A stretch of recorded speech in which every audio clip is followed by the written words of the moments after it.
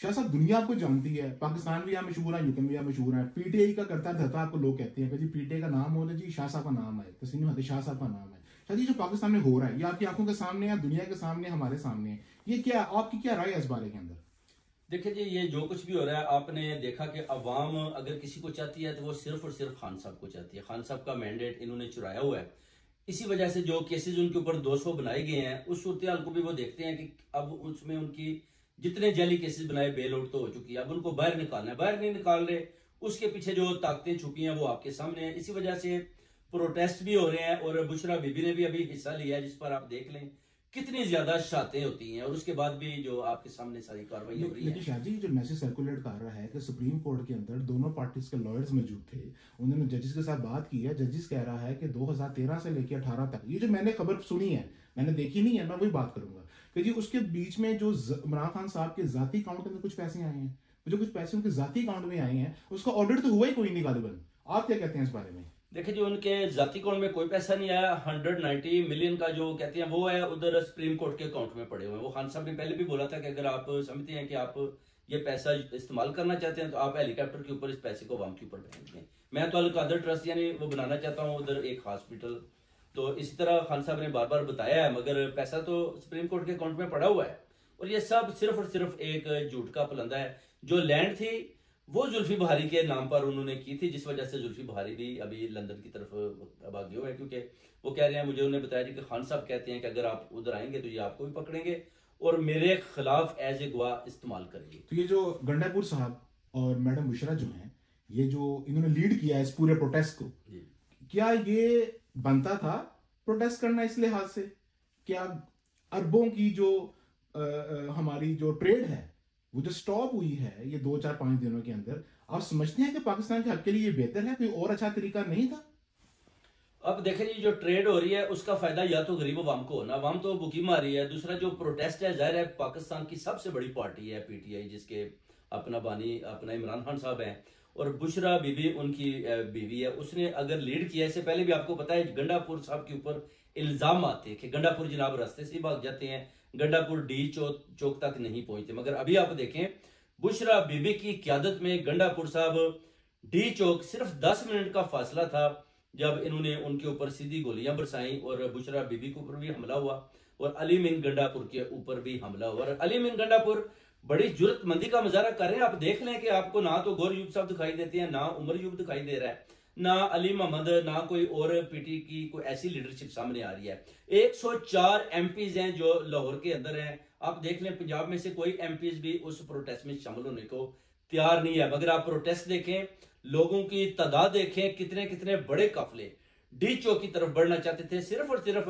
जो 500-700 आदमी पहले जो ज्यादा जोशीले थे, जब उधर पहुंचते हैं तो वो उनके ऊपर सीधी गोलियां बरसाती हैं, जिसके बाद कंटेनर को थोड़ा सा पीछे हटाना पड़ा। शादी लेकिन जो कैजुअलिटीज हुई हैं, जो हमारे सुनने में आया है, कोई कहता है 400 है, कोई कहता है 190 है, कोई कहता है सिर्फ 12 है, कोई कहता है सिर्फ 8 है।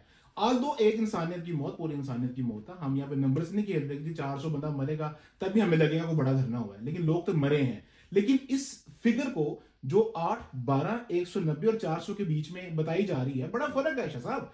8 बंदे और 400 बंदे, बड़ा फर्क है। मुझे नहीं पता आपकी इसमें क्या राय है, लेकिन ये छोटे नंबरों को ज्यादा नंबर बता के इंतशार नहीं पैदा किया जा रहा लोगों के अंदर, माशरे के अंदर?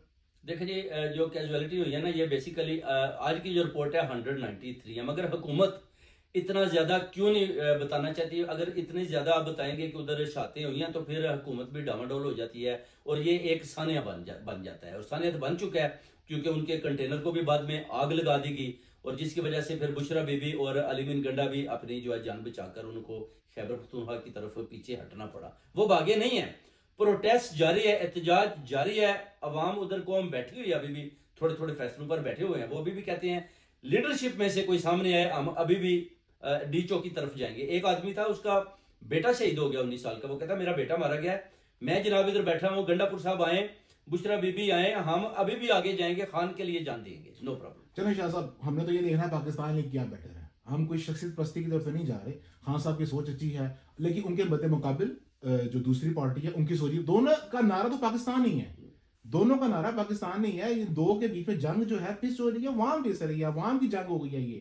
ये बात जातियात पे आ चुकी है। तुर्की की मिसाल आपके सामने ही है, लोग आए टैंकों के नीचे आए, उन्होंने मुखालफत की, सारा कुछ हुआ। लेकिन जहां तक मुझे लग रहा है, जितना मैं चीज को समझता हूं, कि इस पूरे मामले के अंदर जो पाकिस्तान को नुकसान हो रहा है, जो दुनिया में पाकिस्तान का इमेज जा रहा है, वो अच्छा इमेज नहीं है। अब लंदन के अंदर देखें, बहुत बड़ा प्रोटेस्ट हुआ है, गालिबन आप प्रोटेस्ट का हिस्सा भी थे। आप ये बताएं उस प्रोटेस्ट की कोई 1% भी गवर्नमेंट में, पाकिस्तान की गवर्नमेंट के ऊपर या कहीं भी जो भी इसका हिस्सा है, कोई फर्क पड़ा है?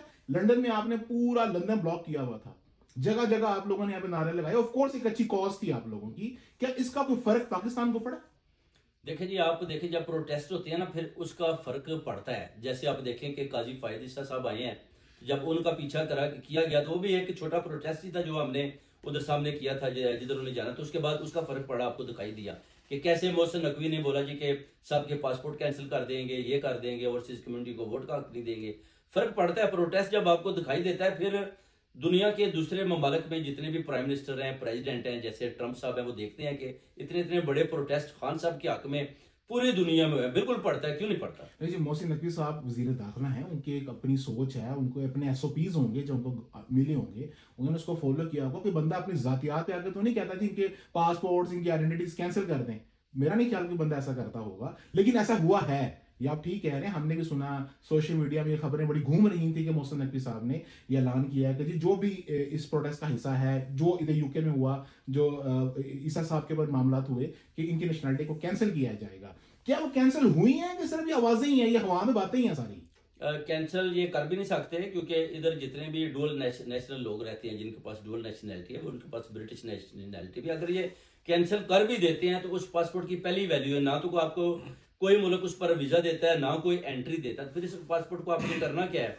मुल्क के जो हालात हैं, इन्होंने जो पाकिस्तान का सबसे बड़ा सूबा है पंजाब, उस पर कब्जा किया हुआ है।